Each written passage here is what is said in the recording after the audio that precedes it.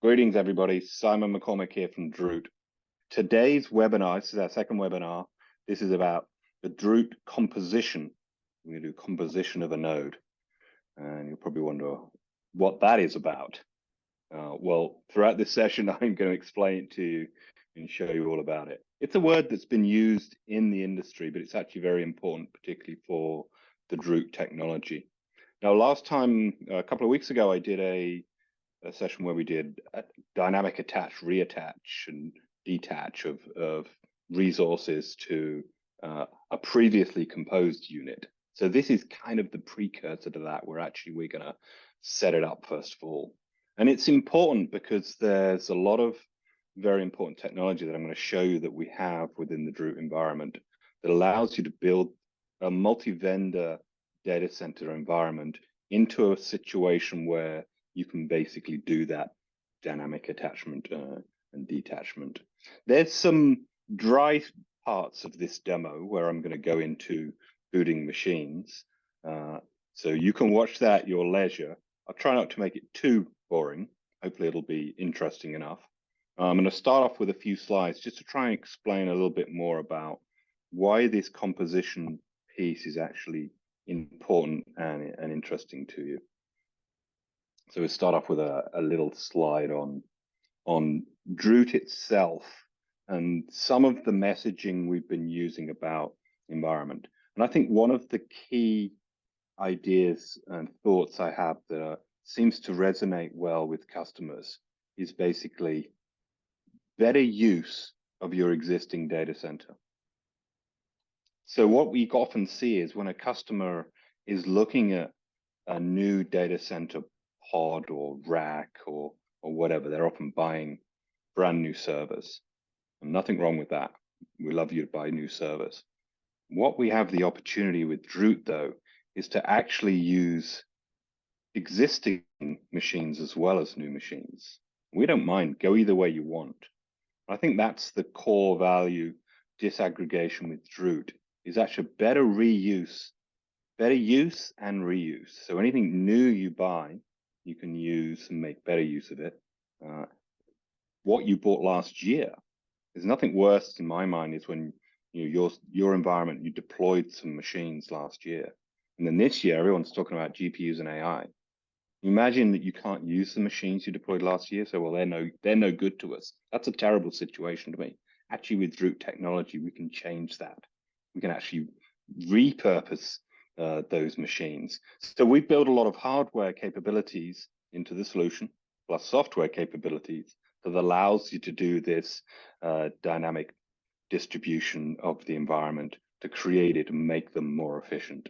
And so this composition piece that I'm going to show you today is the core founding fundamental way that you can turn your machines into these composed nodes, and then you can add the right resources that you need to. And we have a lot of options with our software. So we built it in a way that you can API drive everything, so you can automate everything.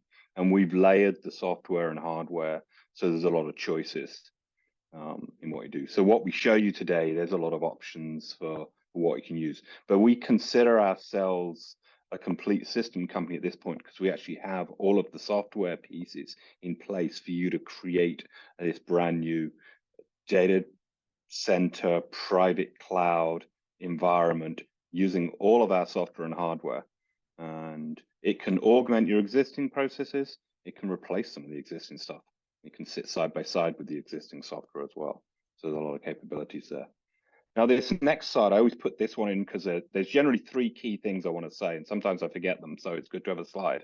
Sometimes I say them all in the first slide, so then I don't need to say them again. But I think it's good to reiterate the three core tenets that I put in this slide: maintaining fluid resources, software and hardware. That's the key thing I was just talking about.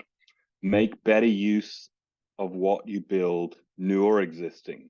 So don't continue to throw old hardware away. Be able to better use what you had before and make better use of what you're going to deploy tomorrow. And think of it in terms of the software and hardware that you can put on it. And Drut software and hardware can help you to go down this path to making what is a better environment. And one key part of this then is a standards-based approach. What I just said to you there has to be multi-vendor. I've never seen a data center that's not multi-vendor, both compute, storage, and networking. They're always multi-vendor. And so if you've only got one single vendor platform to do it, makes it challenging, right? So products like Drut is great because what I'll show you today is a multi-vendor environment decomposing a node, both new and old systems. All right, let's dive deeper a little bit. I'm going to look at a rack. So when Drut, we're always drawing racks of equipment because there's servers. So that the block in the middle, that's a bunch of servers there. I think there's networking on the top, but we're not going to go into networking today too much, a little bit. I've got 8 servers there, and the 8 servers have got the Drut IFIC in them so that they're connected to the photonic fabric. So these are just 8 standard type servers. At the bottom there, a couple of resource units with a bunch of different resources. Some big double-wide GPUs, some little GPUs, some smart NICs, some MVB and NVMe drives, a whole bunch of different resources that you can build into that. That gives you a lot of advantages when you build this kind of server. So that's what you can do. That little server there on the left, when you compose it, the demo we're going to show, you compose it, add all these resources, suddenly that little server becomes a big server, very powerful server on demand. And tomorrow you can change it, make a different server, have the different resources. And that gives you these 4 key values on the left. You know, no stranded resources, so you don't have GPUs sitting in machines that can't be used anymore. We have plenty of resources. So now I have a machine that maybe I only had 1 or 2 GPUs before. Now I can make one machine have many, many resources and build the impossible servers. Power options. So I've got a lot more better options with power because the resources, like the GPU, the power hungry bit, is actually not inside the server now. So it gives me a lot more flexibility in terms of how I power them and savings in power. And then finally, I got these interesting peripheral options. So in the past, say, once you plug the GPU into a server, you're never going to open that server up and change the GPU to a newer one. It's just never going to happen. But when you put them in a resource unit, actually it becomes possible. I can now fit in new versions of GPUs, new types of GPU, or new types of peripheral into the resource units and then dynamically attach them. So it gives my data center a much more fluid accessibility to those resources going forward. Now, this is all made possible with the software. So there's a software slate, as I'm calling it. And it's not empty. It's going to be filled up soon. There's a software slate that makes all this possible. And some of this I'm going to demo today.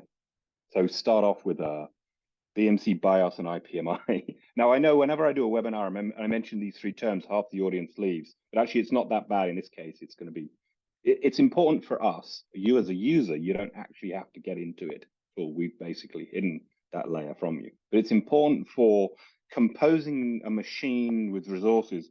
Obviously, we need to be at the BIOS IPMI level. And there's a lot of different ways to do it. And you'll see in the software we have actually can be multi-vendor. I'm just trying to show we need to understand at that level in the environment to be able to compose these nodes. So that's step 1 that I'll show in the demo. And it's cooler than it sounds, actually. Secondly, you got to put an operating system on your server. And there's obviously in your data centers, there's many ways to do this. You've figured out many ways to do it. And if it's a multi-vendor environment, you may have many ways to do it in your own environment. So we can give you a single multi-vendor way to deploy your system OS. And I'll show you that as part of the demo as well. And then there's more. Physical networking on the server. Not going outside the server today. Just the networking on the server. When you bring up a new server, you do have to do some networking configurations. VLANs, IPs, DHCP. We can do all that for you with this software as well. So you see, I'm building up this layer of software here that is vital to your environment that we can offer as part of this solution. And then the final one for today will compose our system. So we'll build you a composed system that has its operating system, its networking set up, and we can control it at the BMC level to be able to manipulate the resources. What do you do next with that system is going to come later. There is more. Just a bare metal machine with an OS is not the end, it's the beginning of a data center. What comes next is a virtual platform, virtual network, virtual storage, virtual machines, and container type environment to be able to run your workloads. We've also built that into our software suite. We're going to cover that in future webinars, where I'm going to take what we've done today in building this composed environment, and I'm going to go into the virtualized software level. And the reason we want to do that is because we want to go to the next level, which is the software tools. I put AI workloads in there, any workload is possible. The exciting one is the AI workloads. But once you've composed a Drut system with GPUs, deployed the virtual platform software, the next thing you want to start to do is AI workload work. So that will show you that journey you can go on with Drut. You can go on a journey with us, taking you all the way to application deployment. A single front-ended portal suite with a lot of Drut-built software using the best of open source, all integrated into a single platform, becomes a very exciting system-level solution that we can offer you. So today, I'm going to do these 5 things, I think. You know, we'll start with, in this environment, I'm starting with an existing data center. I've taken some servers, I put the Drut Fit card into those servers and connected them to our photonic fabric. So it's new or existing. I think this is the key message of the day that we like to think about. Now, what servers, you might ask, are compatible with the VIC-1000? That's a good question. Well, most of your modern servers have been built with the ability to take a GPU. And those GPUs are big, power-hungry, wide modules. The VIC-1000 is not as big as them. So generally, if you can put a GPU in a server, you can put the VIC-1000 in to replace it or augment it. You don't have to replace it. So a lot of your existing data center is already compatible with this module. And as you'll show you the software we have today, it's multi-vendor. So it'll work with that environment. And I'm not against or for any vendor in that. What I'm saying there is every data center I've seen is multi-vendor. Doesn't matter where it is. Even if you're a big fan of Dell, big fan of Supermicro, big fan of HPE, you've still got some servers you bought last year from a different vendor. So they all become multi-vendor, which is I find that being one of the biggest challenges when I talk to data center operators, is dealing with the multi-vendor environment they have and the tools to use it. So it's critical for us to be able to work in that environment. The second piece, servers, discovering the servers, commissioning a BMC and RPM. This one I'm going to demo very shortly. Automatic or manual, new or old, or and old. Automatic, manual, new and old. That's kind of what it is. So we're going to show you an automatic method, manual method, new and old, bringing servers into the environment so that we can then eventually compose the servers. Before I do that, I'll get into the provisioning of the network. And so I'll show DHCP, VLAN, IP address configurations that you can do. And you might say, well, don't you need to do that after you deployed the OS? Actually, we can prep it with that software. So you can prep the networking options for the machine before you deployed the OS. Convenient. You can change it after you've deployed the OS, nothing's stopping you with that. But the software suite we have allows you to basically build that provision networking piece as well. And then that next step will deploy the operating system onto one of the systems, and it can be operating system of your choice or anything that you can use. And in any production environment, you're going to have a mix of operating systems, depends on the workloads that you have. And then finally, we'll do a composition of a server. Now, what I've talked about here, there's a lot of stuff to do this live. I'm going to do it live, but then I sat back and think about how can I do this live, because this involves discovering machines, booting machines, deploying operating systems. We don't want to be here for an hour, do we? So I've got a number of machines in different stages that I'll show, and hopefully it'll make sense. I think I'm on to demo time. So just looking at the clock, see how much time I talked for. I think I talked for more than I was planning to talk for. C'est la vie. The recording, I'll cut it down to a much shorter time frame. That's the beauty of recordings. We can do that.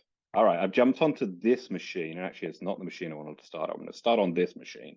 So this is our, what do we call it? This is our DSP, Drut DSP software piece.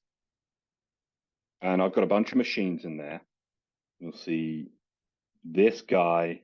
This is 2, actually. I didn't rename him last time I discovered him. This is 3. I'm going to delete them both. I've done this a few times. And I want to delete them because I want to rediscover them. Deleting them from the system is that it's essentially they'll be fresh to us. So I'll start off with one of them. And let's go add hardware. So this is the manual adding of a hardware machine. I got to give it a name. This is my DSP3. Now, I don't need to touch most of the options. I can just name it, give it a power type example, IPMI. You see there's multi-vendor. There's a lot of different options there. So it's an IPMI system. I need to give its IP address. You can see I did this earlier, right? This is my browser filling this in for me. It is not. All right. And then I gave it the password for the IPMI access. That's all I need to give it. And it's going to go off and basically discover and commission that machine. Let's say machine, you see it's now commissioning and powering on. We can view what it's doing. I mean, it's got to boot a machine and go through commissioning. It's going to take a little while. So I'll start it off. I'll put it on the side, and then we'll observe. This is 130, right? This is the 130 console access, and I'll launch the console, and I'll just leave it on the side, and we can observe it. There's some interesting times which I'll jump into. I just have to log in, of course. And that'll let me see that, and then we can, as we observe what's going on, I can point to it, and we can.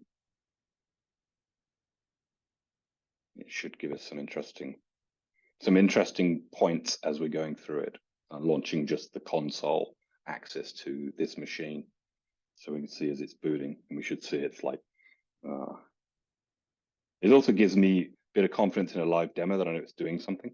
Nothing worse when you're on a live demo and doing things and you realize you forgot to press a button. So there it is off doing its commissioning on the side. And obviously our software gave us that value as well. Now I have another machine as well I want to auto discover. I want to show that difference because the software we have here can, as the machines boot, we can discover them as they boot. So a machine that I didn't tell you anything about. So my 127, it's this guy actually. I'm going to go to him. And I'm going to power cycle him. Actually, I want to pixie boot him because it'll detect him through a pixie boot. Of course, I have to log in, right? Makes sense.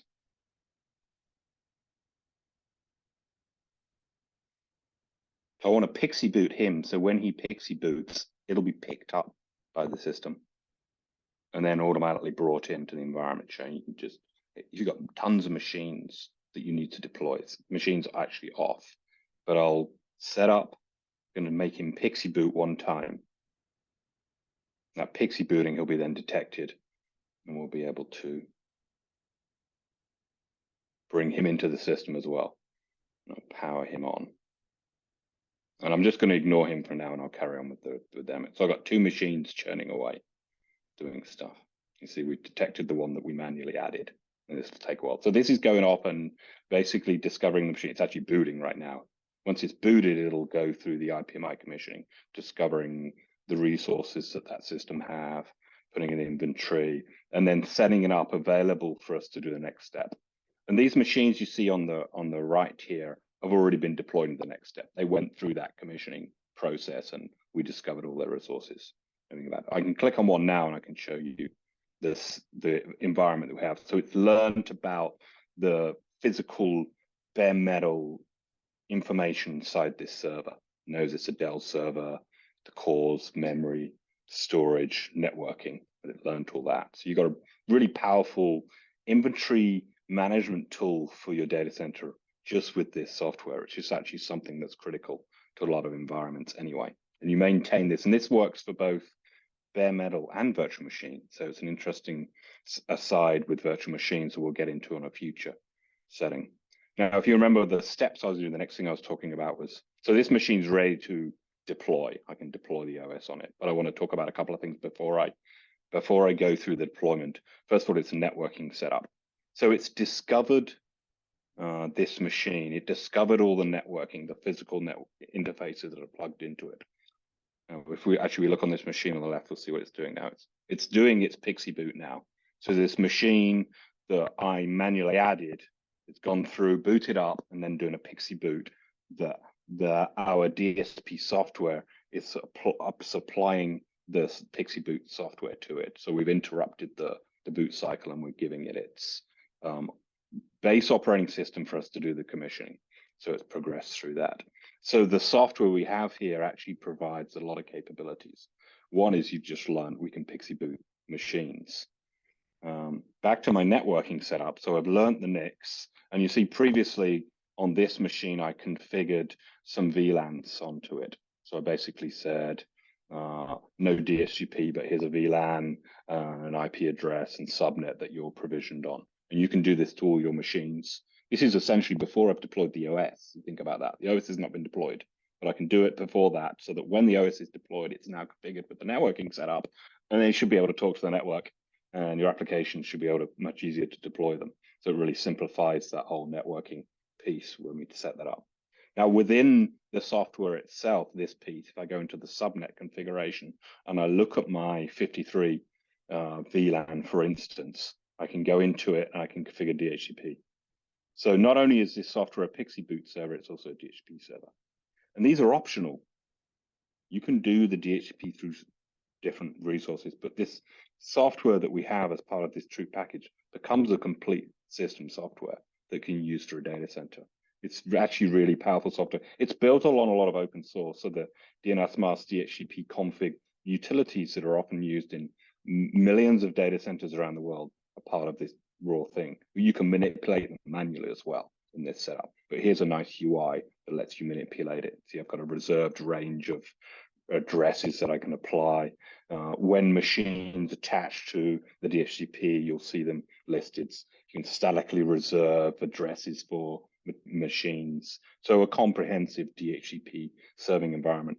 And you not only use this for your bare metal servers, because the servers themselves need addresses, but also the virtual machine layer will eventually deploy. You can use this to manipulate that as well, making the entire system working nicely within this network environment provided by the Drut software. That was networking. Let's go back to my machine, because there's more. You see a bunch of different tabs along here. Another one is storage. So obviously the bare metal machine comes with a bunch of disks. You've got to put file systems on the disks so when they boot, they can deploy the software. And you can manipulate that file system piece from this page as well. You see all my petitions that are available, add new file systems, modify the disks, modify the boot disk, and a lot of the bare metal creativity that you need to do on a new system. Again, giving you really comprehensive bare metal usage outside of the Drut core value prop for disaggregated PCI devices. In addition to that, you get all these capabilities with this solution, becoming very powerful. Our PCI devices, this is what we're going to go into more very shortly, because I'm going to actually compose one of these systems into environment. It gives you the basic PCIe structure and so on and so forth through the different configurations.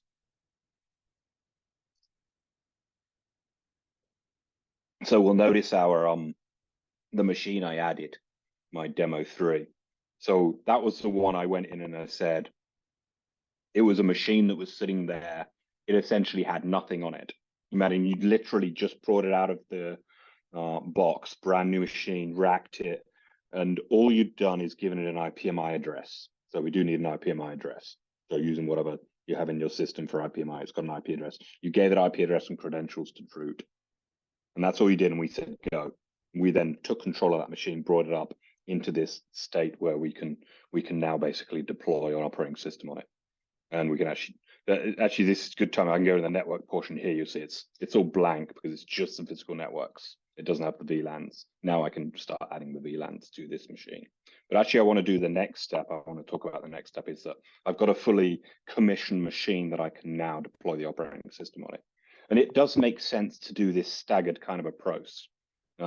It happens in all your data centers for all your servers. this static kind of approach, there's usually a lab guy who's done some low-level thinking to figure out how to do it in your environment. Here you can do it nicely in this one system. So I go into the deployment now for this machine that I discovered earlier. So you notice here in the deployment, now I get a set of screen at the bottom, a set of operating system options.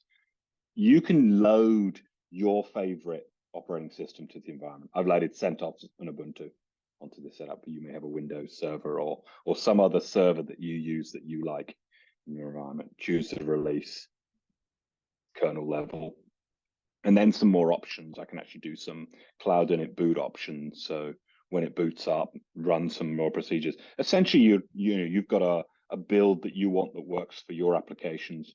You can make this system, then deploy it. So we can just, I'll just hit start deployment on this one. So he's going to go off and start deploying Ubuntu onto that machine. If I go back to my machines, you see him in the background. He's noticed someone started to do that to him. And you see these machines at the bottom here. I have some previously deployed machines that I created. The deployed machines are ready to do the composition. I'm going to do that in a moment. Before I do that, you see this guy's deploying Ubuntu now. In the meantime, we've discovered a new one. You see it's marked as new. This is actually it doesn't know the name, so I'm going to tell it. Demo DSP2 actually is his name. So that's the machine that I deleted it at the start. And then that booted. So that was like you think about this, your operator in your data center has got 10 new servers. He's racked them and powered them on. The IPMIs, he's racked them and powered them on. He didn't even need to give them an address at that point. It's been learned new by the software.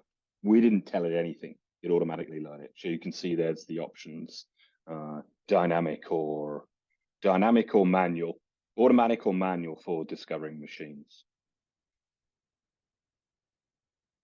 So machines, once they're deployed, they've got their operating system on.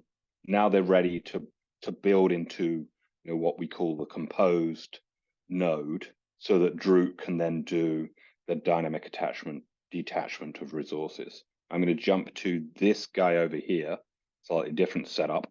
So that was my plan with this, is to have different machines in different stages, because I wasn't sure of the timing. Actually, the timing almost worked right. Maybe I talked too much in point where I actually got to the point where I could have composed it. But I go to this setup here, and you'll see I've got a bunch of machines here that have been discovered, these bare metal machines. And I go to this machine, so this is a Supermicro SM30, and I go node composition screen. You'll see this machine is not part of the Drut environment. You have to compose it first. It's saying it's basically the bare metal node. It hasn't been composed. I'm not going to do it here. I'm going to go to our node screen because I want to show you all of the nodes. There's one node already completed, so this is a composed node, S26. But I want to go compose node and choose the zone. I give it a name. It's Simon's node. Hopefully give it a better name in your environment. And then I go into compute blocks that are available. So you think about this, I've racked 10 new machines. I've gone through this commissioning process that I could have done through the automatic manual. So it's actually pretty simple. It's like, you think about that, the operators have racked the systems and they turn them on, they walk away. When your admin for the infrastructure arrives, they're already there within this system. We've already automatically discovered them. They're already there, prepped. IPMI has discovered. We've discovered all of the resources, ready for you to deploy the OS and then compose it. All of this can be done through API, so it can all be fully automated. But it really is, the steps I'm showing actually become very simple. So you think about that with the composer nodes. When you want to compose, you say, I want to compose a node, because you've now got, you think about this from the application user perspective. He says, I want a machine with 10 GPUs and this much CPU and this many disks on it and this network configuration and a smart NIC, something like that.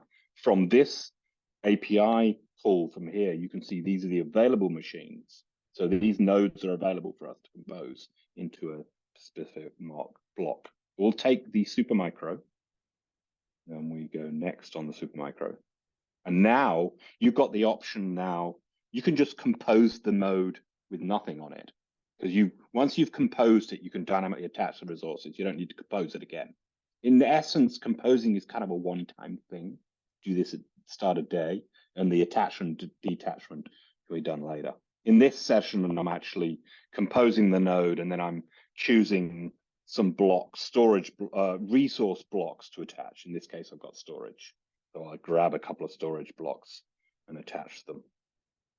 It says, basically, I've taken this compute block, this Supermicro 110p server, and I'm going to compose it. And in the same process, I'm going to add this storage to it. And if I had GPUs in this setup, I put GPUs here.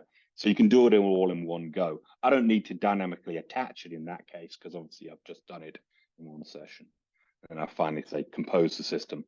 And it then begins to go through the process to compose it into environment with those resources attached. And it's really quick because it's already done.